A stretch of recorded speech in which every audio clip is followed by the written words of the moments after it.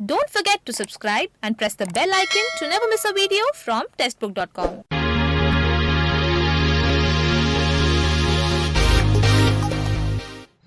जय हिंद दोस्तों, स्वागत है आप सभी का टेक्स्टबुक.com के इस प्लेटफॉर्म पर। दोस्तों आप सभी का बहुत बहुत अभिनंदन है दोस्तों, और आप सभी को दीपावली के उत्सव की बहुत बहुत शुभकामनाएं देता हूं, गोवर्धन पर्व की बहुत बहुत शुभकामनाएं देता हूं दोस्तों। आप सभी के लिए यह पर्व दोस्तों समृद्धि, सुख, शांति, स्वास्थ्य और ऊर्जाओं से भरा हुआ रहे। आपके परिवारों में दोस्तों सुख, समृद्धि, शांति और सुख की स्थापना हो दोस्तों। इन्हीं शुभकामनाओं के साथ दोस्तों शुरुआत करेंगे आज के इस लेक्चर की। तो आज दोस्तों जैसा कि आपको दिख रहा होगा, COP26 की बात करने वाले हैं, कॉन्फ्रेंस ऑफ पार्टी की बात करने वाले हैं दोस्तों। इसकी बैठक हुई है अभी 31 अक्टूबर से लेकर दोस्तों ये चल रही है बैठक। इसकी हम लोग बात करेंगे दोस्तों। ग्लासगो में ये बैठक चल रही है, पूरी दुनिया की निगाहें दोस्तों इस पर हैं, क्योंकि क्लाइमेट चेंज से संबंधित सबसे बड़ी बैठक दोस्तों इसको माना जाता है। यूनाइटेड नेशन के अंतर्गत आने वाली ये बैठक दोस्तों, जिसमें विश्व के सबसे ज्यादा जो देश है वो शामिल होते हैं, और क्लाइमेट चेंज पर होने वाले बदलावों पर, उसके द्वारा होने वाले नुकसानों पर, उसके प्रभावों से बचने के उपायों पर दोस्तों चर्चा करते हैं। और यहां दोस्तों एक खासा चर्चा में समय बना हुआ है, और खास तौर पर दोस्तों भारत के लिए बहुत इंपॉर्टेंट हो गया है। जिस तरीके से भारत ने अपने आप को यहां पर रिप्रेजेंट किया है, जिस तरीके से भारत क्लाइमेट को बचाने के लिए आगे आया है और विकासशील देशों के बीच में दोस्तों एक लीडर बनकर उभरा है, साथ ही साथ विकसित देशों को भी यहां पर भारत ने अपने प्रयासों से एक सीख देने का प्रयास किया है और अपनी धमक को बढ़ाया है। तो बहुत इंपॉर्टेंट हो गई दोस्तों भारत के मायनों से और पूरे विश्व में क्लाइमेट चेंज के मायनों से। तो आइए दोस्तों आज के लेक्चर में बात करते हैं COP26 की। क्या इसमें भारत ने बातें की हैं, क्यों विश्व ने भारत को सराहा है, और क्यों दोस्तों भारत के लिए बहुत इंपॉर्टेंट मीटिंग हो गई है, क्या इसके आउटकम निकल के आए दोस्तों, पूरी बात करेंगे आज के इस लेक्चर में। तो बने रहिए दोस्तों हमारे साथ आज के इस लेक्चर में। तो दोस्तों सबसे पहले अगर बात की जाए तो अभी हमने देखा कि ग्लासगो में यूके यानी यूनाइटेड किंगडम ने दोस्तों अपने शहर ग्लासगो में इसको आयोजित किया। 31 अक्टूबर से लेकर 12 नवंबर तक दोस्तों ये बैठक चलने वाली है। इसको दोस्तों हम लोग कॉप बोल देते हैं। कॉप का मतलब होता है कॉन्फ्रेंस ऑफ पार्टीज, यानी दोस्तों यूनाइटेड नेशन की जो क्लाइमेट चेंज कॉन्फ्रेंस है, इसको हम लोग कॉप बोल देते हैं, कॉन्फ्रेंस ऑफ पार्टीज, जो दोस्तों ग्लासगो में इस समय संपन्न हो रही है। और यहां पर दोस्तों पीएम मोदी जो है वो अपना विचार यहां पर रखने दोस्तों गए हैं भारत की ओर से। अब दोस्तों बात करें तो 26वां इसका पूरा एडिशन है। ऐसा नहीं है कि इसका पहला कोई एडिशन है, इसका 26वां सेशन ये हो रहा है। इससे पहले दोस्तों ये कई बार हो चुका है और कई बार उसमें फैसले दोस्तों हो चुके हैं। दोस्तों सबसे पहले जानते हैं कि कॉन्फ्रेंस ऑफ पार्टी क्या होती है या किसके अंतर्गत आती है, उसके बाद दोस्तों इस बैठक की पूरी बात करेंगे। तो अगर हम बात करें दोस्तों यहां पर कॉन्फ्रेंस ऑफ पार्टी की, तो क्या है दोस्तों, जितने भी लीडर्स हैं वो सारे दोस्तों इस COP26 की ग्लोबल क्लाइमेट कॉन्फ्रेंस में भाग लेते हैं, और दोस्तों यहां पर कई सारे फैसलों को किया जाता है। जैसा कि इस बार की अगर बात करूं 2021 की, तो COP26 की बैठक में दोस्तों जो डिफॉरेस्टेशन है यानी पेड़ों का कटान है, उसको रोकने पर दोस्तों यहां पर सहमति बनी है, और उसको रोकने की प्रतिज्ञा दोस्तों सभी देशों ने यहां पर ली है कि किसी भी तरीके से पूरे विश्व में हम लोग पेड़ों का कटान रोके, क्योंकि दोस्तों पेड़ों का कटान ही सबसे ज्यादा बड़ी चुनौती इस समय पर्यावरण के लिए बनी हुई है, और पेड़ों के कटान की वजह से ही क्लाइमेट बहुत तेजी से दोस्तों तेजी से चेंज हो रहा है और गर्मी की ओर बढ़ रहा है। साथ ही साथ दोस्तों विश्व के लीडर्स ने यहां पर बात की है मीथेन के इमिशन को बंद कर देने की। जी हां दोस्तों, कार्बन डाइऑक्साइड के बाद मीथेन सबसे बड़ा फैक्टर है ग्रीन हाउस गैसों का, ग्रीन हाउस प्रभाव का, ग्लोबल वार्मिंग का। कार्बन डाइऑक्साइड के बाद सबसे बड़ा जो फैक्टर है वो दोस्तों मीथेन है। तो उसको भी यहां पर रोकने का, उसके इमिशन को बंद करने का यहां पर प्लान दोस्तों सभी देशों ने मिलकर बनाया है, और इस पर दोस्तों एक मत यहां पर हो गए हैं। साथ ही साथ दोस्तों अगर भारत की बात करें तो भारत ने भी दोस्तों अपना एजेंडा बिल्कुल साफ कर दिया है, और विकासशील देशों में यानी डेवलपिंग कंट्रीज में पहला ऐसा देश बन गया है भारत जिसने अपना नेट कार्बन जीरो, दोस्तों नेट जीरो कार्बन का लक्ष्य यहां पर घोषित कर दिया है 2070 तक। 2070 तक भारत ने कहा है कि भारत कार्बन इमिशन को बिल्कुल खत्म कर देगा, अपने सारे रिक्वायरमेंट जो है एनर्जी रिक्वायरमेंट वो क्लीन एनर्जी की तरफ मोड़ देगा। 2070 तक भारत जो है वो डेवलपिंग कंट्री ऐसा है जो बन जाएगा बिना कार्बन उत्सर्जन वाला देश। तो इस घोषणा के साथ ही दोस्तों भारत बन गया है पूरे विश्व में पहला विकासशील देश जिसने नेट जीरो टारगेट को दोस्तों अपना घोषित यहां पर कर दिया है। साथ ही साथ दोस्तों यहां पर भारत ने अपना एक 5 ईयर प्लान भी बताया है, उसकी भी चर्चा करेंगे और देखेंगे वहां पर किस तरह की चर्चाएं हैं। हालांकि दोस्तों अगर विश्व के देशों की बात करें तो विश्व के जो विकसित देश हैं उन्होंने 2050 तक अपने आप को नेट जीरो तक पहुंचाने का लक्ष्य रखा है। यानी जो विकसित देश हैं वो कह रहे हैं कि 2050 तक वो कार्बन का इमिशन बिल्कुल खत्म कर देंगे, जीरो कर देंगे और अपने सारे जो ऊर्जा जरूरतें हैं वो क्लीन एनर्जी से प्राप्त करने की ओर बढ़ जाएंगे। हालांकि भारत यहां पर दोस्तों पीछे थोड़ा, 2070 तक भारत ने अपना टारगेट यहां पर सेट किया है। तो दोस्तों अगर बात करें कॉप 26 की, तो कॉप 26 क्या है इसकी बात कर लेते हैं। ये यूनाइटेड नेशन का दोस्तों एक संगठन है, यूएनएफसीसीसी। ठीक है, यूएनएफसीसीसी के अंतर्गत ही दोस्तों कॉन्फ्रेंस ऑफ पार्टी को 1994 में बनाया गया था। मकसद इसका यही है क्या, stabilisation of greenhouse gas concentration in the atmosphere. यानी किसी भी तरीके से पूरे जो एटमॉस्फेयर में ग्रीन हाउस गैसों का कंसंट्रेशन है उसको कंट्रोल किया जाए, उसको स्टेबल किया जाए, उसको रोका जाए, उसके प्रभावों को कम किया जाए। इस बात को सोचने के लिए दोस्तों एक कॉन्फ्रेंस ऑफ पार्टी बनी थी, जो कि दोस्तों जो यूएनएफसीसीसी है, ये संगठन है यूएन का, इसकी दोस्तों एपेक्स डिसीजन मेकिंग अथॉरिटी है हमारी कॉप कॉन्फ्रेंस ऑफ पार्टी, जिसमें दोस्तों 100 से भी ज्यादा देशों के मेंबर दोस्तों यहां पे आते हैं। 100 से भी ज्यादा देशों के प्रतिनिधियों ने दोस्तों इसमें भाग लिया और दोस्तों चर्चा करते हैं हर साल कि किस तरीके से वो क्लाइमेट चेंज से होने वाले प्रभावों को रोक सकते हैं। बात करें दोस्तों यूएनएफसीसीसी की, तो यूएनएफसीसीसी क्या है, United Nation Framework Convention on Climate Change. जी हां दोस्तों, रियो अर्थ समिट के दौरान 1992 में दोस्तों इसको बनाया गया और यहां पर दोस्तों पहली बार ऐसा हुआ जब पूरे विश्व बिरादरी क्लाइमेट चेंज के प्रति कंसर्न को देखते हुए मिली। यानी पहली बार ऐसा हुआ जब पूरे विश्व के लोगों ने क्लाइमेट चेंज पर अपनी चिंताएं जाहिर की और दोस्तों यहां पर यूएनएफसीसीसी यानी United Nation Framework Convention on Climate change स्थापना की। इसके अंतर्गत फिर कॉप की स्थापना की ताकि दोस्तों क्लाइमेट चेंज पर सभी देश आगे आ पाए और सभी देश सही तरीके से यहां पर अपने प्लान, अपनी स्ट्रेटेजी को बना पाए ताकि अगले आने वाली जनरेशन को दोस्तों हम लोग क्लाइमेट अच्छा प्रदान कर सके और इस पृथ्वी पर दोस्तों जीवन को बचा सके। बात करें दोस्तों यूएनएफसी की, तो ये 1994 में ही फोर्स में आया था। पेरिस एग्रीमेंट और टोक्यो प्रोटोकॉल दोस्तों ये दोनों ही इसके अंतर्गत आते हैं। यानी दोनों ही ट्रीटीज के लिए, चाहे वो पेरिस एग्रीमेंट हो चाहे वो क्योटो प्रोटोकॉल हो, दोनों ही दोस्तों इसके पेरेंट ट्रीटी है। यानी इन्हीं संधियों पर दोस्तों ये काम करता है यूएनएफसीसीसी और सभी देशों को यहां पर दोस्तों एकजुट करता है क्लाइमेट चेंज से होने वाले प्रभावों से लड़ने के लिए। अब दोस्तों क्यों ये मीटिंग इंपॉर्टेंट है इसकी बात कर लेते हैं। तो भारत ने दोस्तों इस मीटिंग में क्या अपना जलवा दिखाया है, क्या पीएम मोदी ने यहां पर भारत की ओर से अपने अनाउंसमेंट किए हैं, वो देख लेते हैं, जिसको देखकर दोस्तों पूरे विश्व में तहलका मच गया। जी हां दोस्तों, पीएम मोदी ने जो भारत की ओर से अपने टारगेट सेट किए हैं उसकी किसी को भी उम्मीद नहीं थी कि भारत इतनी जल्दी और इतना ज्यादा यहां पर अपना अनाउंसमेंट करेगा। लेकिन भारत ने पुख्ता तरीके से पूरे विश्वास दोस्तों अपने टारगेट को सेट किया है और कहीं ना कहीं वो विकसित देशों की श्रेणी में दोस्तों अपने आप को ला रहा है, क्योंकि भारत के जो दोस्तों अनाउंसमेंट है वो निश्चित तौर पर देखना जाए तो काबिले तारीफ दोस्तों यहां पर देखते हैं। तो दोस्तों अगर भारत की बात करें तो भारत ने दोस्तों यहां पर पंचामृत का कॉन्सेप्ट दिया। जी हां दोस्तों, भारतीय संस्कृति में पंचामृत का एक बहुत ही बड़ा दोस्तों योगदान है, बहुत ही बड़ा महत्व होता है। हम लोग जितने भी हमारे धार्मिक अवसर होते हैं वहां पर दोस्तों पंचामृत को ग्रहण करते हैं। इसमें 5 प्रकार के तत्वों को मिलाया जाता है जो स्वास्थ्य के लिए बहुत ही हितकर होता है। दोस्तों उसी पंचामृत की तर्ज पर भारत ने कॉप 26 में दोस्तों अपने 5 टारगेट को सेट किया है और भारत ने कहा है कि भारत इस बात के लिए प्रतिबद्ध है कि अपने 5 टारगेट को समय सीमा के अंदर वो प्राप्त करेगा। भारत अब बिल्कुल भी समय सीमा से डरने वाला देश नहीं है। भारत समय के अंदर रहकर ही अपने टारगेट को अचीव करेगा और विश्व कल्याण के लिए क्लाइमेट चेंज को बचाने का दोस्तों एक हितकर प्रयास भारत यहां पर करेगा।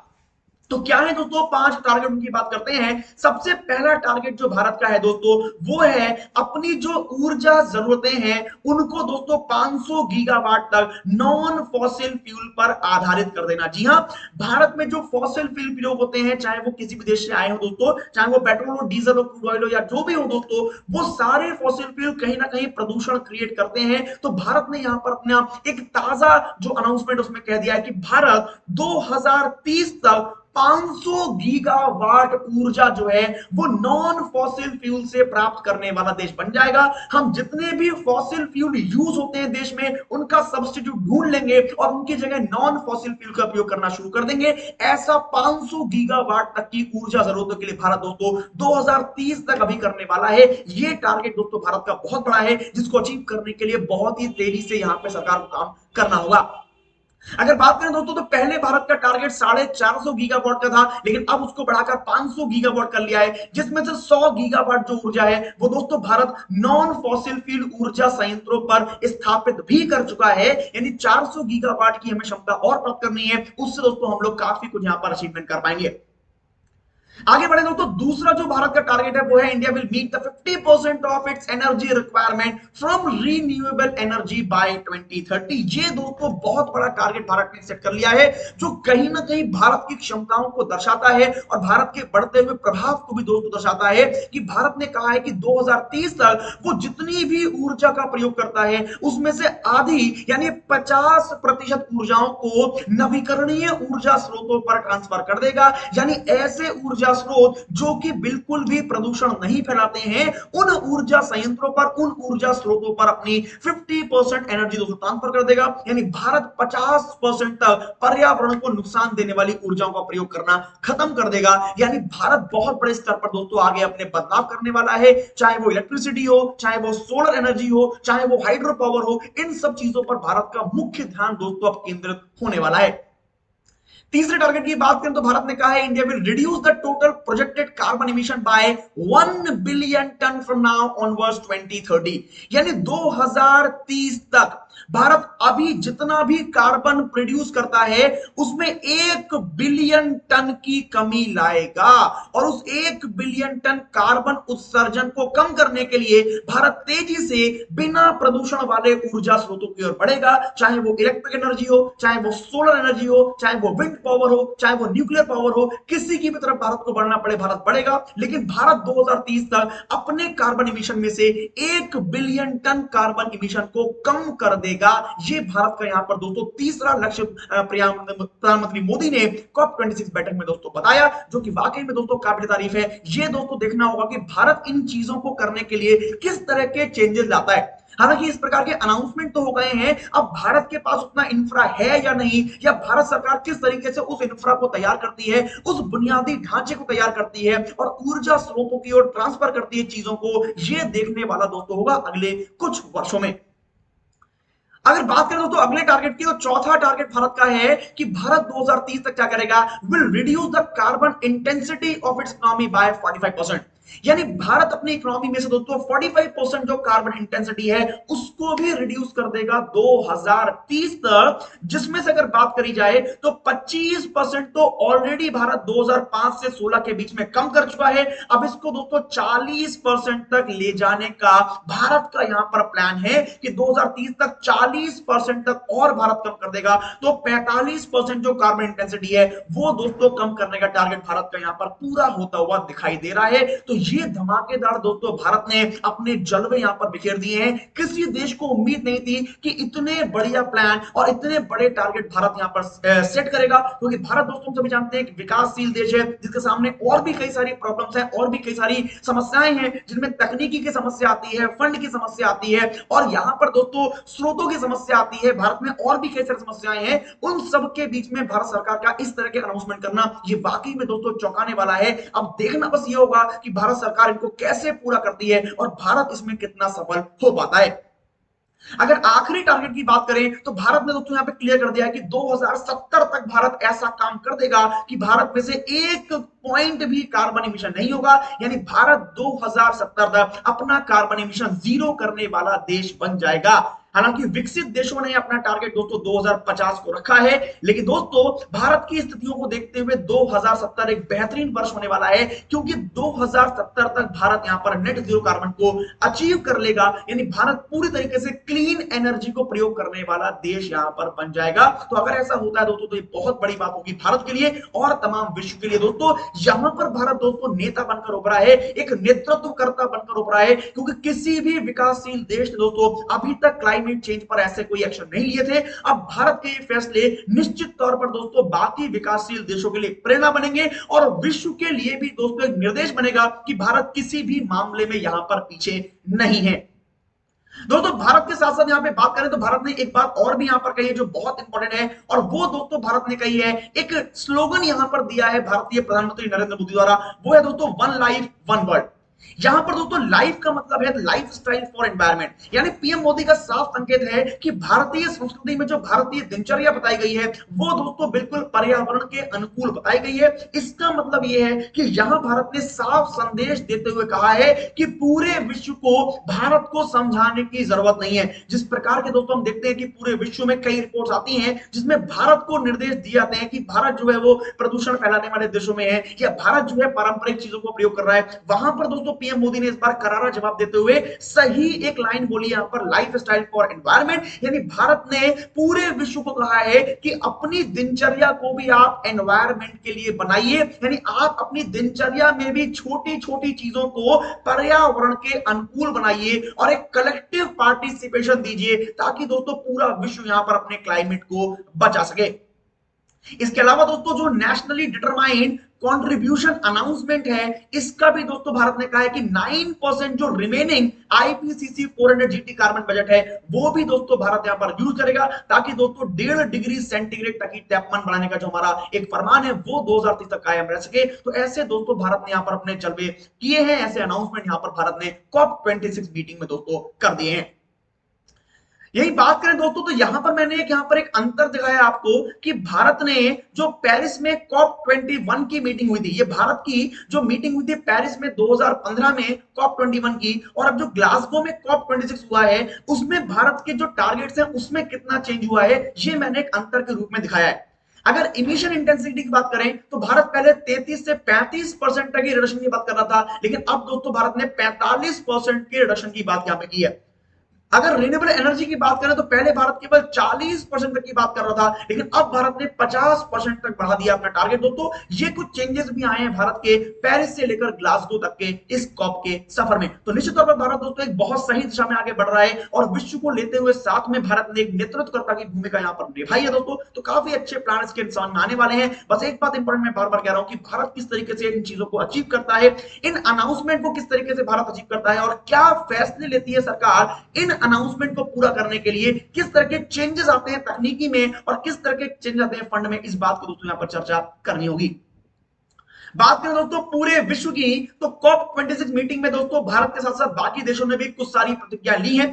सबसे पहले मैंने आपको बताया कि मीथेन को कम करने की प्रतिज्ञा, मीथेन को कम करने की प्रतिज्ञा यहां पर दोस्तों ली है और कहा गया है कि 30% तक दोस्तों यहां पर 2020 के लेवल पर हम लोग कम कर देंगे 2030 तक। ये दोस्तों एक पावरफुल फैसला लिया गया है ताकि ग्रीन हाउस इमिशन में दोस्तों कुछ कमी यहां पर बरती जाए। मीथेन प्लेस के अलावा दोस्तों डिफॉरेस्टेशन की भी प्रतिज्ञा यहां पर ली है। कम से कम 100 देश ऐसे हैं जिन्होंने दोस्तों कहा है कि हम अपने अपने देशों में यहां पर जो डिफॉरेस्टेशन है, पेड़ों का कटान है, उसको रोकने का प्रयास करेंगे और करीब करीब दोस्तों $19 बिलियन का एक अनडिपेंडेंट जो बजट है दोस्तों वो पब्लिक और प्राइवेट फंड की व्यवस्था से जुटाएंगे ताकि हम लोग यहां पर फॉरेस्ट को, जंगलों को दोस्तों बचा सकें, उनका संरक्षण यहां पर कर सकें।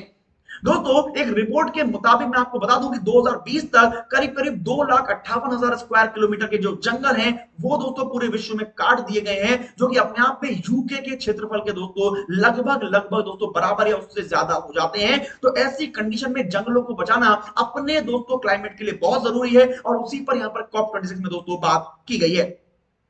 बात करें दोस्तों एक और की तो यहां पर दोस्तों भारत ने एक और बार चेता दिया है सभी विकसित देशों को। भारतीय प्रधानमंत्री ने यहां पर देखा कि 2009 में दोस्तों जो सभी विकसित देशों ने कहा था कि हम विकासशील देशों को $100 बिलियन तक की मदद देंगे ताकि वो देश भी क्लीन एनर्जी प्रोजेक्ट को कर सकें, अपने देश में तकनीकी ला सकें, लेकिन दोस्तों वहां पर विकसित देशों ने $100 बिलियन के अपने वायदे को नहीं निभाया। इसीलिए यहां पर दोस्तों प्रधानमंत्री मोदी ने COP26 के मंच से सभी विकसित देशों को यहां पर चेताया और यहां पर एक बात सीधे तौर पर कही कि जो दबाव है क्लाइमेट को बचाने का वो विकासशील देशों से ज्यादा विकसित देशों पर होना ही चाहिए। यहां पर पीएम मोदी दोस्तों एक ट्रिलियन डॉलर, जो 1 ट्रिलियन अमेरिकी डॉलर है, उसके फंड की भी यहां पे बात की कि सभी विकसित देशों को 1 ट्रिलियन अमेरिकी डॉलर का एक फंड भी बनाना चाहिए ताकि जो विकासशील देश है उनको वो सुविधा मिल सके। सीधी सी बात है दोस्तों कि जो विकासशील देश है उनके पास इतना पैसा नहीं है कि वो परंपरागत ऊर्जा स्रोतों से हटकर महंगे और क्लीन एनर्जी ऊर्जा स्रोतों की ओर बढ़ सके। तो वहां पर उनकी मदद करने के लिए पीएम मोदी ने यहां पर दोस्तों एक क्लाइमेट फाइनेंस की बात यहां पर की है जो कि 1 ट्रिलियन अमेरिकी डॉलर है, जिसको दोस्तों विश्व ने बिल्कुल सधे हुए तरीकों से यहां पर लिया है और उम्मीद है कि इस पर दोस्तों बहुत तेजी से काम आगे होने वाला है। साथ ही बात करें दोस्तों तो भारत और यूके ने मिलकर यहां पर एक बहुत बड़ी पहल कर दी है, एक बहुत बड़े मिशन को शुरू कर दिया है जिसका नाम है दोस्तों One sun one world one Grid group. यानी इसको दोस्तों यहां पर लॉन्च कर दिया है भारतीय प्रधानमंत्री मोदी और ब्रिटेन के प्रधानमंत्री बोरिस जॉनसन ने मिलकर। मकसद इसका एक ही है, to help the achieve the pace and the scale of reform to infrastructure in the market structure needed to adopt in the global energy transition. मकसद एक ही है one sun one world one grid का, कि पूरे विश्व में एक समान दोस्तों ऊर्जा जरूरतों का ख्याल रखते हुए सभी देशों में एक जैसी ग्रिड यहां पर लगाई जाए और यहां पर ऊर्जा का भी दोस्तों यहां पर क्या हो, डिस्ट्रीब्यूशन बिल्कुल सही तरीके से किया जाए। उसको लेकर दोस्तों ये टैप सोलर एनर्जी पावर यहां पर दोस्तों प्लान किया गया है। देखते हैं कि इस पर आगे आने वाले वर्षों में कितनी चर्चा हो पाती है और कितना सफल दोस्तों ये रह पाता है। हालांकि दोस्तों की बात करें तो पीएम मोदी की तरफ से अगर देखा जाए तो पूरी कोशिश यहां पर की गई है कि भारत को यहां पर पूरी महत्वपूर्ण रखा जाए, भारत को पूरी तवज्जो पूरे विश्व के द्वारा मिले और दोस्तों बाकी देशों ने भी यहां पर पूरी अपनी तवज्जो जो है भारत को दी है। एक बात दोस्तों और भी यहां पर बताना चाहूंगा, कॉप 26 में तो भारत ने पर्यावरण को बचाने की बात यहां पर की है, भारत ने अपने टारगेट यहां पे सेट किया ही है, लेकिन जिस तरीके से भारत ने अपना प्रभाव छोड़ा है, जिस तरीके से भारत की धमक दोस्तों यहां पे देखने को मिली है, वो वाकई में काबिल तारीफ है। आपको एक न्यूज और भी पता होगी, अभी तक जो भारत की कोरोना वैक्सीन थी कोवैक्सीन, हालांकि इस न्यूज का इस कॉप 26 से कोई मतलब दोस्तों नहीं रहना चाहिए, लेकिन फिर भी एक न्यूज जुड़ी हुई है तो मैं आपको बता देता हूं। अभी कोवैक्सीन को दोस्तों विभिन्न देशों ने, यहां तक कि डब्ल्यूएचओ ने भी कोई भी परमिशन नहीं दी थी, लेकिन कॉप 26 में दोस्तों यहां से लौटने के तुरंत बाद ही अभी डब्ल्यूएचओ ने और विभिन्न देशों ने दोस्तों कॉप 26 के बाद ही कोवैक्सीन को यहां पर मंजूरी भी दे दी है। तो कहीं ना कहीं दोस्तों देखने को मिलता है कि भारत का प्रभाव दुनिया में बढ़ रहा है और भारत कहीं ना कहीं दोस्तों अभी लीडर की फॉर्म में यहां पर आ चुका है। खैर वो तो आगे की बात है कि भारत लीडर बन पाता है नहीं बन पाता है, या किस तरह का विश्व का भारत के प्रति दृष्टिकोण रहता है अगले कुछ वर्षों में, ये तो बात की बात होगी। लेकिन पहले ये देखना होगा दोस्तों कि किस तरीके से भारत प्लान करता है अपने इन टारगेट को पूरा करने के लिए, किस तरीके से पंचामृत जो है वो भारत विश्व को देता है, इस पर दोस्तों गौर करना होगा और देखना होगा कि भारत कैसे अपने चैलेंजेस से निपट पाता है। तो दोस्तों मुझे उम्मीद है कि कॉप 26 की बैठक आपको समझ में आई होगी, भारत के क्या प्लान है वो भी समझ में आए होंगे और क्या विश्व के प्लान है वो भी आपको समझ में आए होंगे। उम्मीद है कि लेक्चर आपको फायदा देगा और आपके एग्जाम में दोस्तों काम में आएगा। बने रहिए हमारे साथ टेक्स्टबुक.com पर दोस्तों। आप सभी लोग खुश रहें, सुरक्षित रहें, स्वस्थ रहें, आप सभी लोग ऊर्जाओं से भरे रहें, आलस्य से हमेशा दूर रहें। इन्हीं शुभकामनाओं के साथ दोस्तों विदा लूंगा आपसे। आप सभी को मेरा नमस्कार, आप सभी को मेरा जय हिंद।